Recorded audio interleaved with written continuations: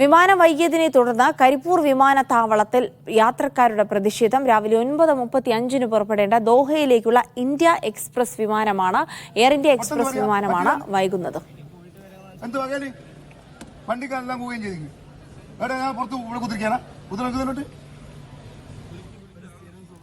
സാജിദ അജ്മലുണ്ട് വിവരങ്ങൾ നൽകാനായി. സാജിദ, ഈ വിമാനം വൈകുന്നതുമായി ബന്ധപ്പെട്ടുള്ള കാരണങ്ങൾ അധികൃതർ യാത്രക്കാരോട് വിശദീകരിക്കുന്നുണ്ടോ? എന്താ വിവരങ്ങളാണ് ലഭിക്കുന്നത്?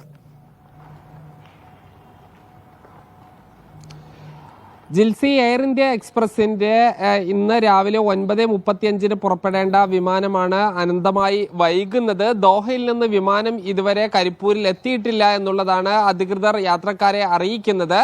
ഇതിൽ കാലാവസ്ഥാ പ്രശ്നങ്ങൾ മൂലം ഈ വിമാനം ഇറക്കാൻ കഴിയാത്തത് കൊണ്ടാണ് ദോഹയിൽ നിന്ന് വിമാനം വരാത്തത് എന്നാണ് പറയുന്നത്. എന്നാൽ മറ്റ് പല വിമാനങ്ങളും ഇവിടെ ഇറങ്ങുന്നു.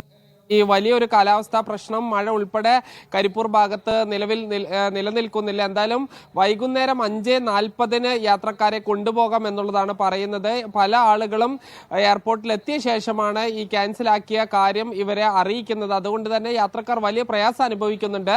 ഈ വൈകുന്നേരം വരെ യാത്രക്കാർക്ക് അവിടെ താമസിക്കുന്നതിനുള്ള സൗകര്യവും മറ്റും എയർ ഇന്ത്യ ഒരുക്കും എന്നാണ് അറിയുന്നത്. എന്തായാലും യാത്രക്കാരും ജീവനക്കാരും തമ്മിൽ വലിയ തോതിലുള്ള വാക്കേറ്റം ഉണ്ടായിരുന്നു. ഇപ്പോഴെന്തായാലും സ്ഥിതിഗതികൾ ശാന്തമാണ്. ജിൽസി, എന്തായാലും വിമാനം വൈകുന്നതുമായി ബന്ധപ്പെട്ടായിരുന്നു യാത്രക്കാരുടെ പ്രതിഷേധം. വൈകിട്ട് വിമാനം പുറപ്പെടും. അതുവരെ യാത്രക്കാർക്കുള്ള സൗകര്യം ഒരുക്കി നൽകാമെന്ന് എയർ ഇന്ത്യ അറിയിച്ചിട്ടുണ്ട്. പക്ഷേ ഇത് മുൻകൂട്ടി യാത്രക്കാരെ അറിയിക്കാൻ എയർ ഇന്ത്യക്ക് കഴിയാതെ പോയതാണ് വലിയ പ്രശ്നങ്ങൾക്ക് ഇടയാക്കിയത്.